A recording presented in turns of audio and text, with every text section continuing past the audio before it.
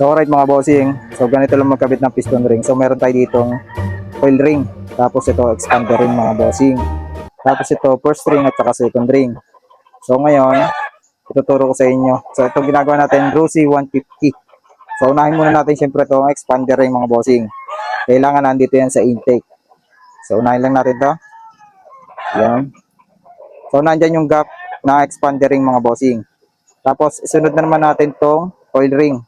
So dito naman tayo sa ilalim maglalagay ng oil ring mga bossing. Ayan. So gaya lang po kakabit niyan.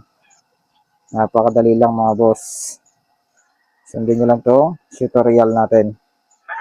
So ayan po yung gap ng oil ring sa exhaust. Tapos ito namang isang oil ring dito naman sa kabila. So pinaggitna po natin yung expander ring mga bossing ng dalawang oil ring. So yan, magkalayo po yung gap ng oil ring. So dito yung isa, dito naman yung isa.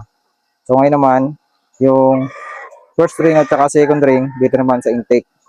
So unahin muna natin yung, kung mapapansin nyo magkaiba yung kulay. So unahin natin yung second ring. So ito po yung second ring mga boss. Dito naman natin lalagay sa kabila. Yan, diyan po natin nilagay yan, second ring. Ganun lang po magkabit ng piston ring para hindi po maputol or ma-deform.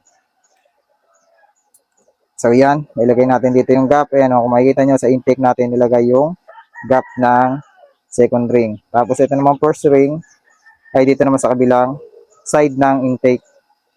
So ganyan lang po mga boss pagkakabit niya, no. Napakadali lang yan. So ayan na mga bossing. So okay na. Second ring, first ring, tapos yung expander ring pinagitna natin, tapos yung dalawang oil ring yan nasa gilid ng expander ring. So yun lang, sana may natutunan kayo dito sa sinod natin video mga bossing kung paano magkabit ng piston ring at para makaiwas na rin sa pag-uusok ng motor. So yun lang mga bossing. God bless.